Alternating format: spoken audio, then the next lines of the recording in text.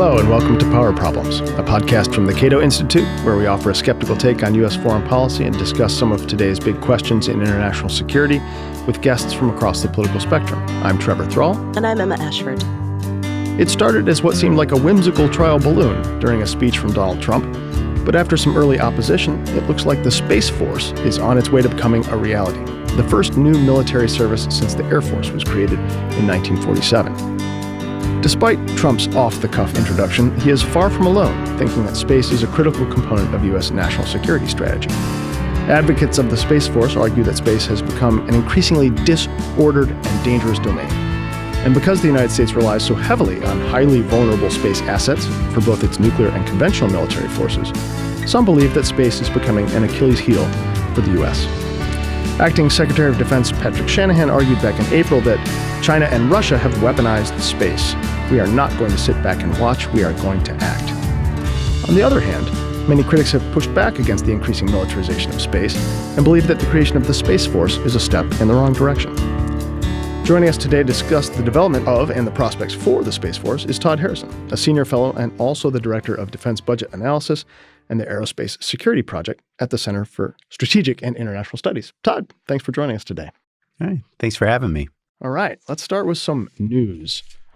Let's start with Iran. Trump decided, apparently at the very last moment, to call off a strike against Iran in response to Iran's shooting down of a couple of drones. And Trump said he was worried that the strike wouldn't be a proportionate response since the estimate he was given was that it would kill 150 people. And instead, he's going to impose more economic sanctions. What do we make of this? Yeah, I mean, it creates an interesting dilemma that we're going to face more and more as the military increasingly uses and relies upon unmanned systems of various types in the air and the sea. And of course, our space systems as well are all unmanned. And as we do that, it creates a dilemma because an adversary may attack that platform. And what is the proportionate response to that, right? A lot of times our adversaries don't have a symmetric capability. So there's not an equivalent Iranian drone for us to shoot down. So what do? We can go after the facilities on the ground that attacked our drone, but that's likely going to result in the loss of human life. And is that proportionate to the loss of an unmanned drone? This is a dilemma that's going to keep coming up, and I think we've got to face it. It's interesting that because it does to some extent suggest that what we're talking about here is very unbalanced conflicts, right? And on some level, we all know that the national defense strategy, national security strategy, which sort of lump China, Russia, Iran, and North Korea all together, we know on some level that is a bit ridiculous, but this is part and parcel of that problem. This isn't Russia or China that may have comparable capabilities. This is, as you say, a country like Iran doesn't have the kind of technical capabilities for unmanned military missions that we do. And so it's not clear what our response should be. Yeah. And I think, when all the concern about accidental escalation, inadvertent escalation, there's been a lot of cat and mouse in the Middle East over the past few months between Iran and the U.S. and others. And, you might, on the one hand, think as the U.S., oh, drones, nobody there, low risk. And if you're Iran, it's, hey, nobody in there, no risk for us to shoot it down. But it's another ratchet. The question is, we don't have enough experience, though, to know how big a ratchet that is. Neither side really knows. So we're sort of in uncharted territory here. And we didn't even know, apparently, on our side, how we would regard this in terms of escalation. We're clearly from President Trump's tweets, he was figuring it out on the fly. And the military, when they prepared the options for him to respond, apparently miscalibrated to what the policymaker, in this case the president, was really thinking. Also consider that the manned equivalent of this aircraft roughly is a U-2 spy plane, right? Now, imagine if the Iranians had shot down a U-2 spy plane with a U.S. Air Force pilot on board in international airspace. If they had done that, what would Trump have, given the order to take this action, bomb the sites, and kill 150 people? Probably so. I bet he would. It's interesting, too. We talked about this a little before the podcast, but the drone question really does have sort of escalatory and counter-escalatory impacts, right? So on the one hand, it does make policymakers perhaps less likely to respond with force if it's, just a drone that gets shot down. But I think using drones also makes us a lot more willing to do things like violate other countries' airspace in ways that we perhaps wouldn't consider, because if it was a U-2, we would consider the fact that there was a pilot on board, and it might make us a little less willing to send it into a dangerous situation. So it goes both ways, this effect. Yeah, I think the use of unmanned systems of various types, including cyber, I think it makes the risk of conflict more likely. But it makes the risk of out-of-control escalation less likely, right? So it leads us to more often getting into conflicts, but it's staying at a relatively, slow boil. And I'll just toss one sort of last thought there, is that we can circle back to that a little bit when we're talking about space, because, one of the things that people have proposed is, that we establish a norm, a law, a treaty, whatever, against attacking assets in space. Now, in the case of this drone, it was over Iranian airspace. And so the right to self-defense suggests Iran can shoot this down. But if we had stayed out of Iran's airspace, then you might have yet a different question. And so the U.S. government says it was not in Iranian airspace. I'm not sure I agree with the pictures. Seem a little clearer than that. But yes, but it was on the edge. Hypothetically, right? This is we need as an international sort of system to develop some norms about how big a violation is it to go across, the boundaries of Iran there? Would it have been okay and they shouldn't have been shot down if they were just sitting over the Gulf? It's a big difference. But I mean, this takes us all the way back to like Gary Powers and the U-2 shoot down in the Cold War, right? Was it a violation that we flew over the Soviet Union, but we were so high in the air? Well, evidently, once the Soviets developed the capacity to shoot us down, they did consider it a violation, even if before then we thought it wasn't. Well, and then at the same time that was going on in the Cuban Missile Crisis, where we saw these overflights and everything of Cuba looking at what was going on the ground, we were also developing satellites that would go over in space and take, somewhat equivalent pictures.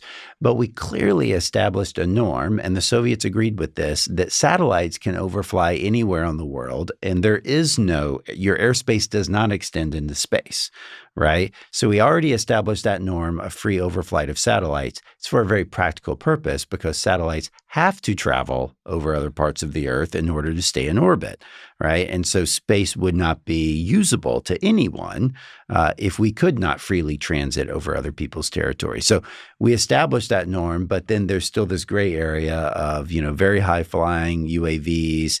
And, we're developing all sorts of technologies that can really push that limit and kind of operate in the really upper reaches of the atmosphere. And they're unmanned, and, we're getting into more and more gray areas. Well, let's put a pin in this and come back to it when we talk about our main topic, because I think this is really interesting. Yeah, we hit a vein early. That's good. All right, let's now for something completely different. Let's talk about Huawei. Wall Street Journal reported earlier this week that the administration, which has already basically banned Huawei equipment from the U.S., is now considering an even broader requirement that all 5G cellular equipment used in the U.S. not be designed by anyone or manufactured by anyone in China. Prudent or provocative? I honestly don't know what to think about this. And I haven't known what to think about this for a long time, because there are clear security implications to this. There really are. But on the other hand, if we want to have a connected, diversified global economy, it's not clear to me how you make these kind of security calls without endangering that sort of economic interdependence. I mean, I think it's a really tough call, and I'm not convinced the White House is making the right call by saying that civilian use has to not come from China. I mean, I certainly see the argument for saying, nothing that's in an F-35 should ever come from China. That's a very solid argument. But if we're talking about civilian cell phone use, that's definitely a little fuzzier. Well, yeah, and I think the gray area we get into is there are a lot of dual use systems, when it comes to telecom, where it can carry both military and commercial civilian information, and so you don't always know the mix of traffic that's going through something, and so I think that's part of the concern here. But I got to say that if they're going to ratchet this up and keep putting this pressure on China to the point that a lot of the things they're talking about, it could potentially kill a company like Huawei, and you better believe the Chinese are going to respond if we do that. Then I think they've got to do a better job of making the case to the American public. of what exactly is the threat? What evidence do you have that there's actually a tie here to the Chinese government, to the Chinese military, that they can or intend to use this for espionage? I think they've got to show a little more than they already have. It can't just be purely circumstantial evidence. Huawei is a Chinese company, China bad, right? It's got to go a little deeper than that. And I don't think they've really made that public case yet. One of the more worrying things from that point of view, and this is just in my head because I just returned from 2 weeks in the UK, is that other countries aren't making the same call on this. And the United Kingdom is the sort of key example here. The government there is pushing back against the Trump administration's pressure to say no to Huawei. And so when even close U.S. allies with very good military and intelligence ties, particularly in that case, in the case of the U.S., the UK, and they're saying, well, we have doubts that this is necessary, it does make you doubt that case. Well, and then, the administration has ratcheted up the pressure on the UK in particular, because the UK is one of our Five Eyes partners where we have free total, intelligence sharing with them. And they've said, if you allow Huawei into your country's networks, we will no longer share intelligence with you, which is huge. Which would upset 75 years of extremely close intelligence cooperation. Yeah, and so it's our closest ally, and we're telling them we're not going to share intelligence with them. There better be a good reason for that. And so I think they need to show a little more and make that case publicly. And it may mean that they need to declassify some intelligence in order to make that public case. Yeah, absolutely. I think the other thing that's concerning for me is that I don't have an easy time reading the Trump administration's intentions here, whether this is primarily an economic gambit or is this really actually a national security concern, or how much of each.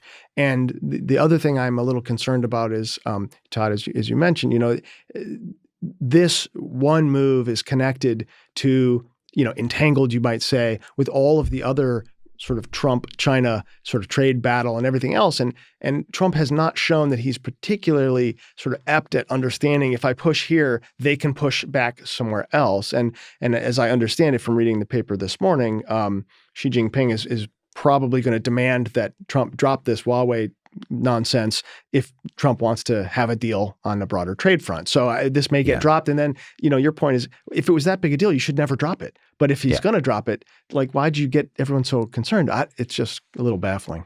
Well, it works if you believe, as the White House does, that economic security is national security. Evidently. Yeah. All right. Okay. And let's, to end on a real happy note, let's talk about Yemen. The Armed Conflict Location and Event Data Project, one of my new favorite data sets I've been looking at lately, just reported that the war in Yemen has now led to almost 100,000 casualties since 2015, including about 12,000 so far in 2019. There was a UN ceasefire brokered in late 2018, but it's just fallen apart and things don't appear to be getting better. And a little earlier this week, the Houthis actually launched an attack on a civilian airport in southern Saudi Arabia. So things aren't calming down, it doesn't seem. Obviously, the U.S. has pretty staunchly been behind Saudi Arabia and UAE on this. What now, though? Well, I mean, the Houthi attack on the Saudi airport just brings us back to that question of sort of proportionality and what can you actually target? Because that's been the Houthi approach all along, has been firing rockets into Saudi Arabia. Some of them do land in civilian areas. But the Houthis are operating on a very sort of asymmetric level here. It's not clear what else they could target. So this is, that same problem that we already discussed. Yeah, and it's also been an interesting test case of the missile defense systems that we've sold to Saudi Arabia and how effective they have or have not been at hitting some of these Houthi rockets, which, I think there have been a few embarrassing situations where the missile batteries we've sold them have not been effective. But I look at this situation and then I look back at the 2018 National Defense Strategy and I ask myself, because if you've got a defense strategy, that should guide your approach to situations like this, right?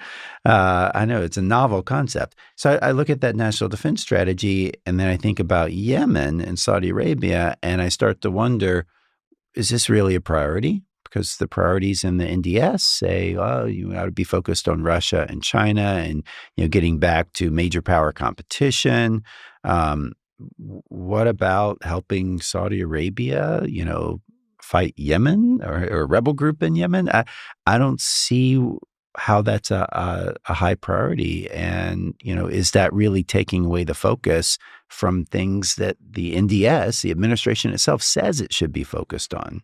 I mean, it's worse than that. And I've been saying this for years, so I sound like a broken record, but it's worse than that. The war in Yemen is actually helping al-Qaeda get stronger inside Yemen. And so, I mean, even if we put aside the whole great power competition aspect of things, it's still counter to everything that we say in the national security strategy. But I will say with Yemen, this new data just suggests that the conflict is every bit as bad as we always thought it was. And it doesn't seem to be getting any better anytime soon. There's no political will to actually try and fix it. I mean, it's a humanitarian disaster. And so this is one of those situations where I think we first and foremost need to look at our other instruments of national power beyond the military. And are there other things that we could be doing to help the situation diplomatically and economically? And so, that ought to be our first line of recourse. Yeah, this for me is troubling in one usual respect, and that is that national defense strategies are usually creative writing projects put out for public consumption and not particularly well aligned with reality. And in this case, the thing that it totally omits, more or less, is I think one of the core truths about American foreign policy over decades is that really our main goal is to try to run the entire world. And an unnamed think tanker recently appeared on television and said that, Iran has this misconception that they run the Middle East instead of us. And I was like, okay, that's peeling it back. Let's look behind the curtain. There's what a lot of people think we should really be doing, and that is controlling events in the Middle East. We should control who's the top dog in the Middle East. We should control, how people live and, breathe and whatever they're doing. That, to me, is why we're in all this trouble. We think we should help Saudi Arabia win in Yemen because we don't like Iran. But this is ridiculous. All we're doing is causing misery. And Todd, you're right. We should be not looking at whacking people. We should be looking at how to, keep people healthy. That would be a much better approach. But, our strategy documents, even going back into the Obama administration and the QDR, they have been saying again and again, okay, we need to wind down some of our involvement in the Middle East. We need to deprioritize the Middle East. They keep saying that. In theory, academically, we're telling ourselves, we don't need to be the boss of the Middle East. That's not, a core security interest of the United States anymore. And, it's not working. We can scale back there so we can focus on other areas of the world where we may have more strategic interest at stake. We just, in practice, we're not able to extricate ourselves. Yeah, we keep saying we're gonna get on that exercise plan and lose that weight, and we're lying every single time to ourselves, right? I mean, we just never do it. So what you're saying is we need to pivot to space. Ooh, there we I go. Like it. All right, let us do that. Let us do that. Okay, let's pivot. Now, before we dig in to Space Force, I'd like to start with some general strategic background, and I'll also just start out by pointing out, Todd, that you have a chapter in an upcoming anthology on nuclear policy that our colleagues here at Cato, Eric Gomez, and former colleague Caroline Dormany edited. And part of our conversation will dip into that. Just to plug that, that'll be out in July, this anthology. It's called America's Nuclear Crossroads. Ooh, chilling.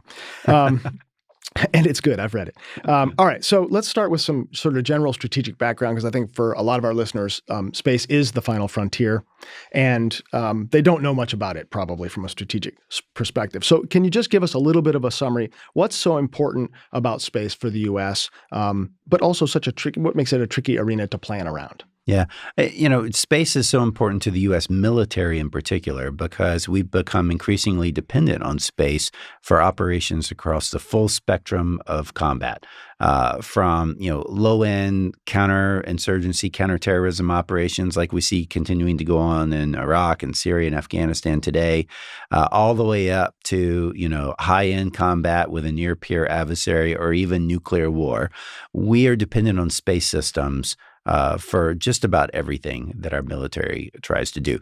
And there's no easy replacement for those capabilities provided by space because, our military and our national security posture is based on being able to have global power, global reach, to be able to play an away game. And what space gives you is the ability to see far, to communicate farther, and to navigate and coordinate timing over great distances. So that's what space gives you. It's hard to replicate that using systems in other domains. They just don't give you the same reach, that in the same coverage, global coverage that space does. And so that's why we become so dependent on it. Now, we're also very dependent on space for our economy. A lot of what we do, a lot of commerce today derives from space capabilities, from communications to positioning and navigation and timing signals that provide the backbone of a lot of our communications networks. Financial transactions that are using timing signals that come from space. I mean, and there are whole parts of our economy like Uber and Lyft where they would not work without GPS. Like they are totally derived from that space system. So we've got a lot at stake economically and militarily in space. The problem is that we have still been operating in a mindset that no one's going to touch us in space, that this is basically a sanctuary and we don't have to worry about anyone trying to interfere with our space systems. And that is just not true. Now, throughout the Cold War, the Soviets had counter space systems. They developed them. They tested them. So did we. The first satellite was launched, Sputnik, in 1957. The first counter space weapon was tested in 1959. That was a U.S. test. The Soviets followed suit, not long after that. So the Soviets throughout the Cold War always had the ability to attack our satellites. Our satellites, though, during the Cold War were primarily used to support nuclear missions, to support our nuclear forces. And so we had a good understanding with the Soviets that we wouldn't attack their space systems, they wouldn't attack ours, because each side would regard that as a prelude to nuclear war, right? And so it could lead to uncontrolled nuclear escalation. So as long as nuclear deterrence held on Earth, deterrence held in space. But you fast forward to today, and that's not true anymore. First of all, it's not just us and the Soviets. You got China, that's a major space power. You've got, dozens of other countries that now have developed and are using military space systems. Also, the threats to space systems, the counter space weapons and technologies have really progressed and have proliferated. And it's not just, like a missile coming up that can blow up your satellite. That's not the only threat anymore. It's electronic threats like jamming and spoofing of signals that can render your satellite useless to you, lasing that can blind imaging satellites, cyber attacks that can go through the ground system to disable or destroy a satellite. We've got a whole plethora of threats that we're facing.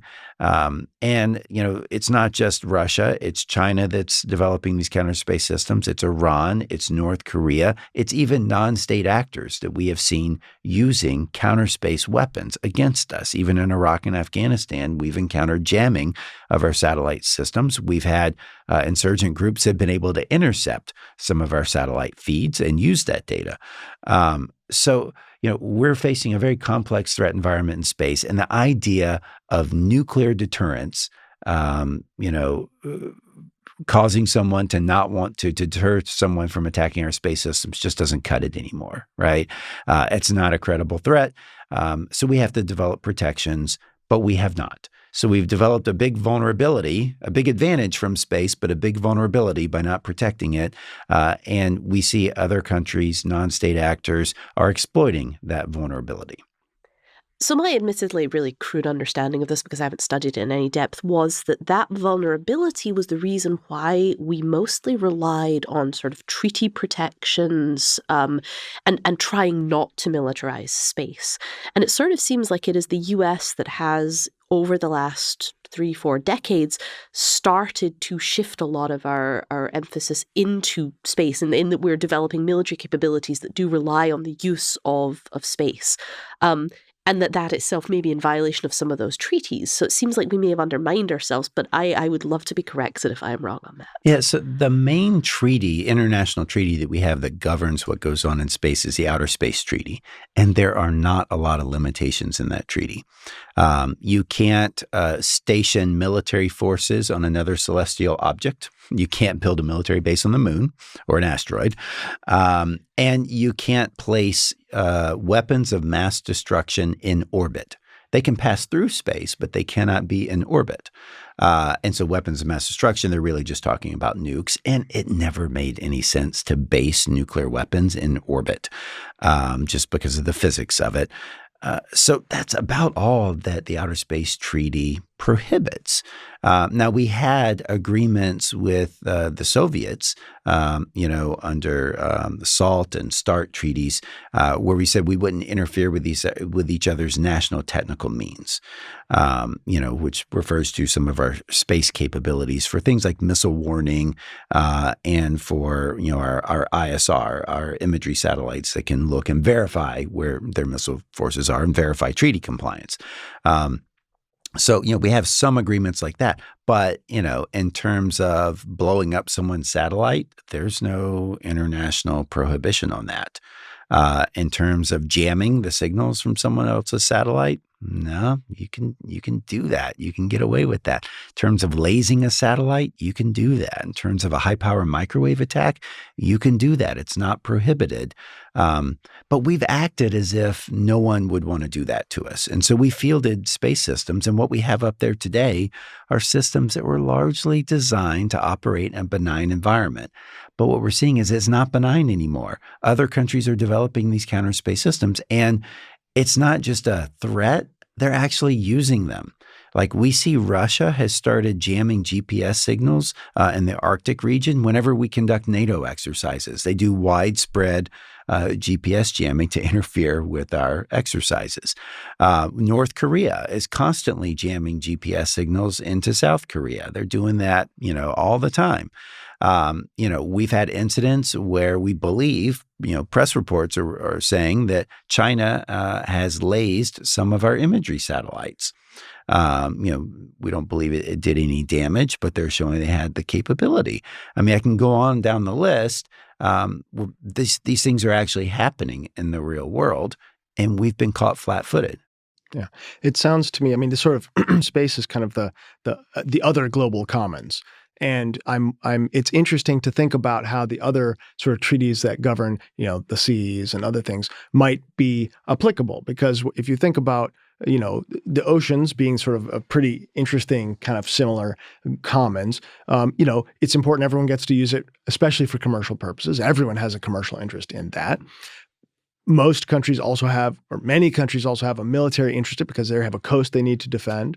But at the same time, we figured out how to let people float their little warships around too, and no one has a cow, as long as you don't use them in an inappropriate way.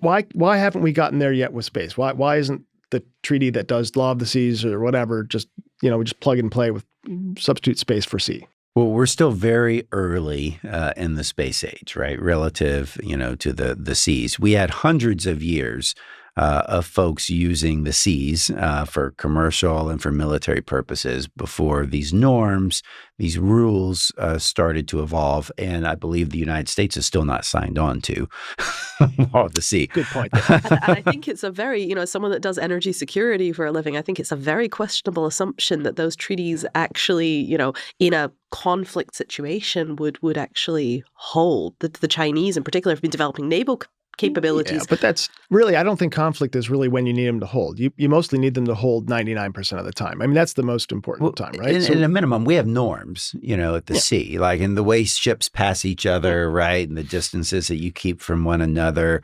It's common courtesy, right? We have those norms, they're established, and 99% of the time they are followed. We don't really have that in space for the most part. There are a few places where we do, but we don't because it's a new environment. You got a lot of new actors that are just now getting into space, and we just don't have enough experience to have defined. Like, for instance, two satellites in space, one is approaching the other. How close is too close? Is it 5 kilometers, 10 kilometers? Should the metric even be kilometers? Or should it be the delta V, the change in velocity that you would need in order to impact the other object? Should that be the measure of getting too close, right? we haven't defined this. We don't have a lot of practice. This stuff is starting to happen, though, right? We see countries, example, the United States. We have a set of satellites called GSAP that they go around in geostationary orbit, and they are essentially inspector satellites. We declassified this a few years ago. They go around and they inspect other satellites. Okay, so how close can they get? How close is too close? Well, Russia has done something similar. They have this Olymp-K satellite. It's also been going around in geostationary orbit. And it decided a couple of years ago to park itself right in between, in an orbital slot, right in between two Intelsat commercial communication satellites. Right. Now, the U.S. government actually relies a lot on commercial communication satellites. The military relies a lot on them. So, it's entirely possible the military was using these satellites as well. They're not purely commercial. But it parks itself right in between those satellites. And so Intelsat, raised a fuss. This is dangerous. You're getting too close. We're worried about a collision that could destroy one of our satellites. It's valuable. Then the Russian satellite moved on, and later on it went and nuzzled up close to a French-Italian military satellite. And then the French protested over this. But what is the basis for protest? There's no rule. There's no norm about how close is too close. We haven't really figured that out yet. But when the Russians do it, we don't like it. We know that. Yeah, it's interesting. I mean, it's sort of early days in figuring out what are going to be the trouble areas, what are going to be reasonable precedents to set. I mean, we're going to make mistakes for probably decades, you would guess, maybe longer. It reminds me a little bit of the effort to try to figure out cyber norms and managing the internet, right? I mean, I think a lot of people would agree that ideally the internet would be sort of this totally neutral thing that everyone gets to benefit from. But in reality, how do you get there? Not easy. And I don't think it will be easy in space either.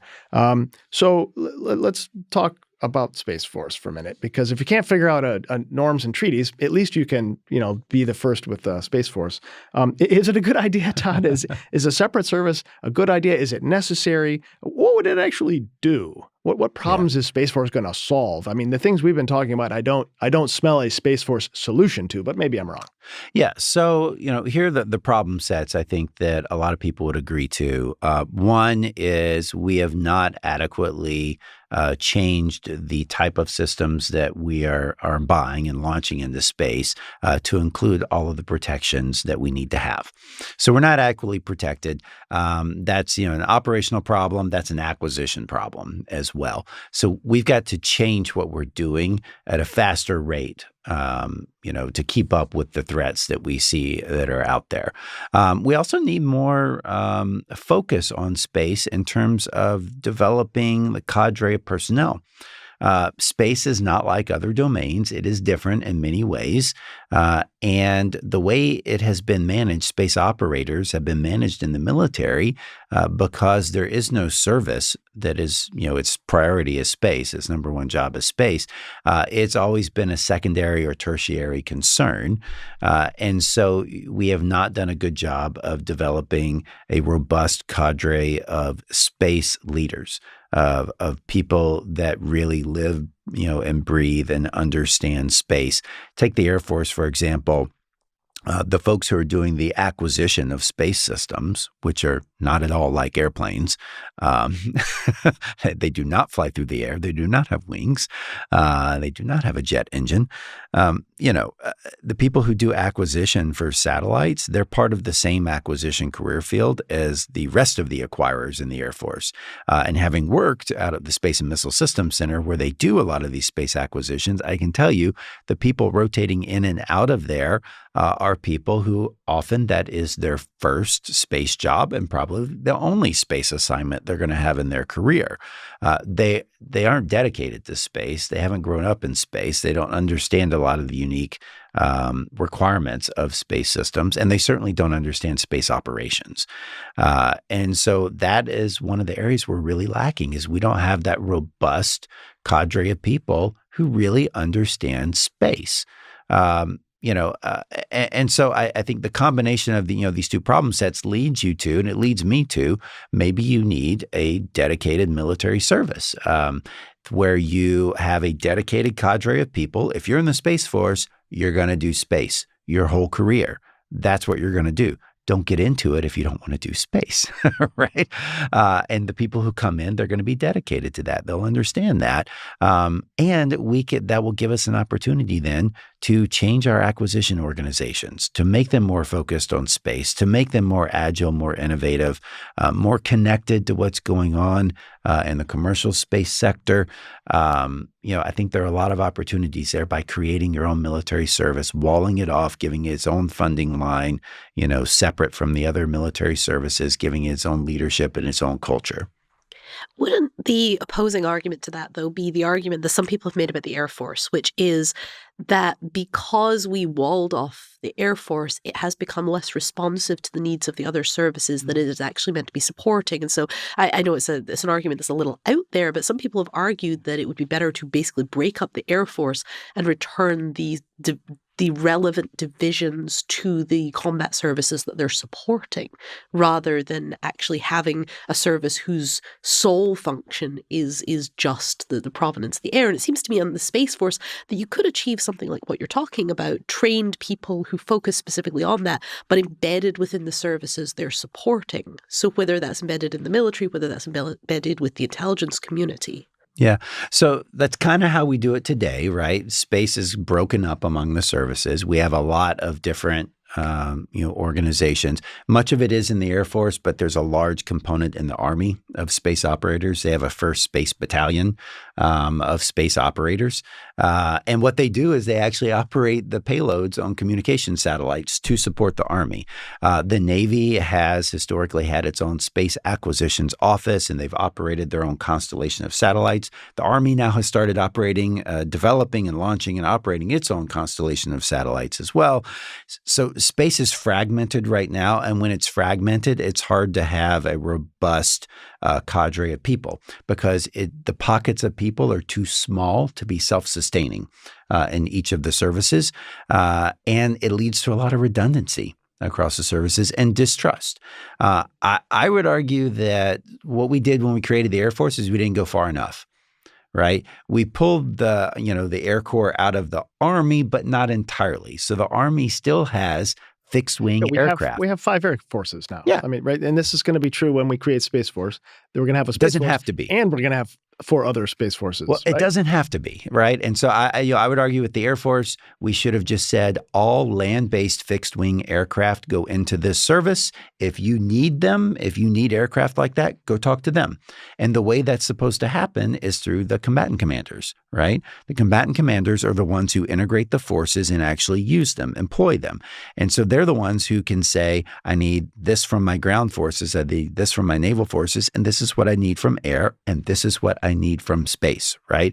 And they provide that demand signal to the services. The services, do the organization, the training, and the equipping to provide the forces to the combatant commands. So I think that's the way it should work. And if we do this right with space, we will take all of these space functions out of the other services, consolidate them in one place. I think there'll actually be some efficiencies and savings there if we do that properly. But consolidate them all. And then it's up to the combatant commands to do that integration and say, this is what we need from space for these different types of situations.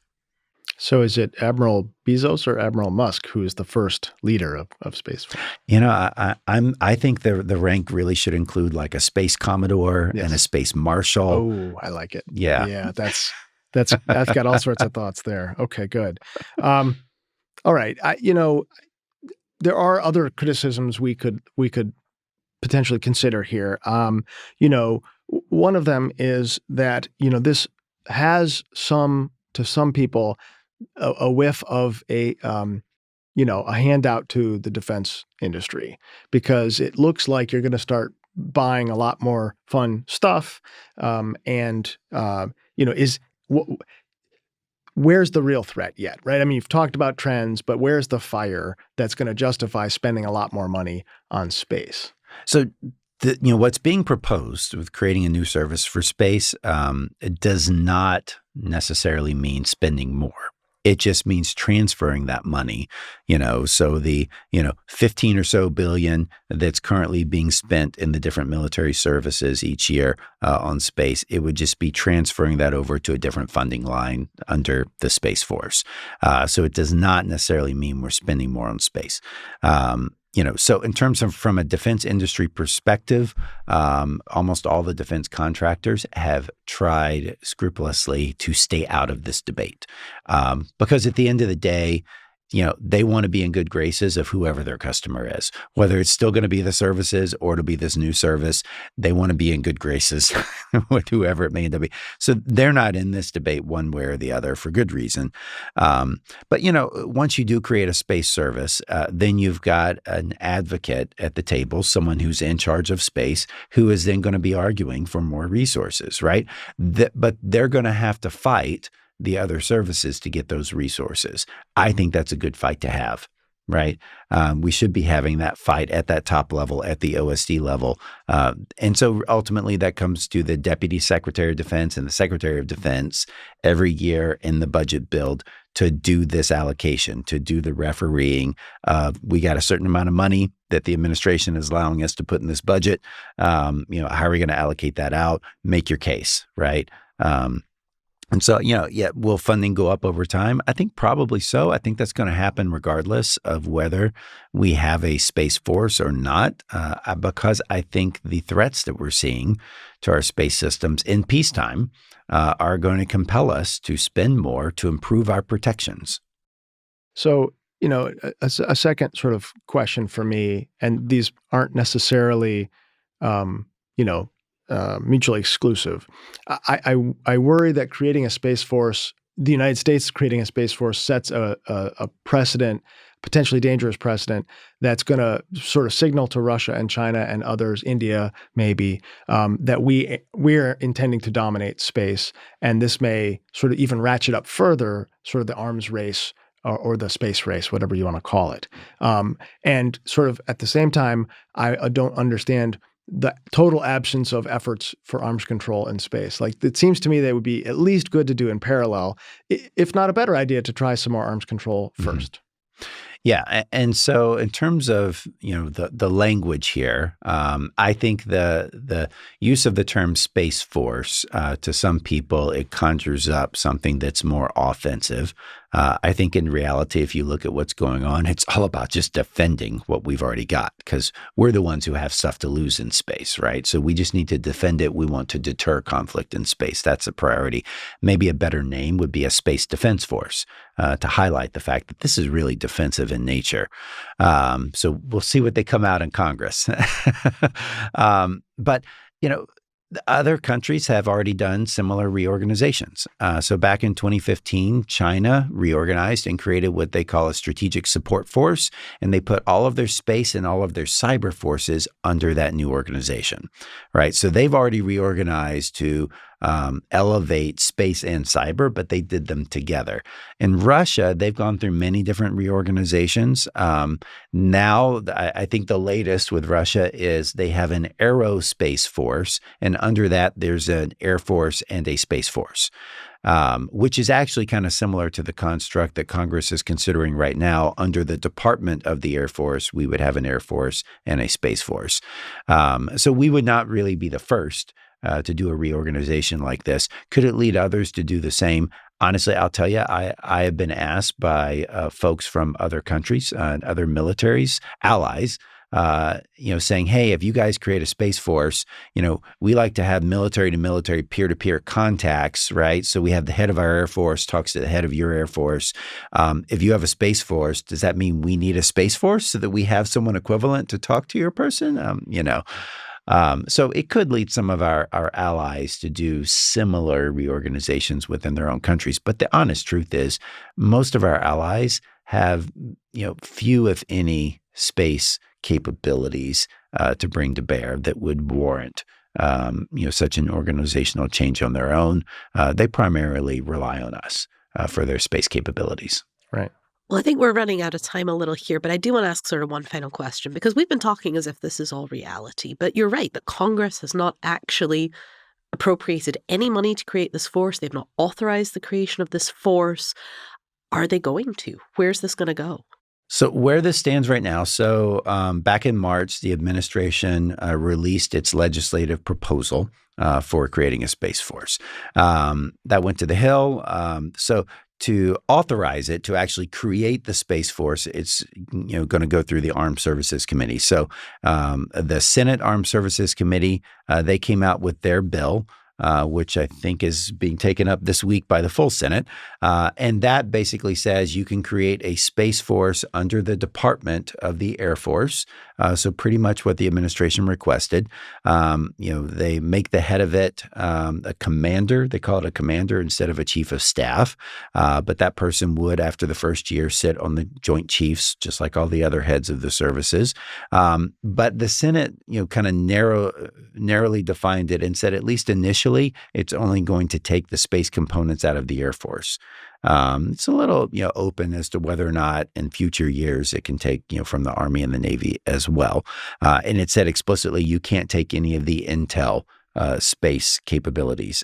The House version of the bill, what the House version does is also it's a Space Corps that's under the Department of the Air Force, so different name.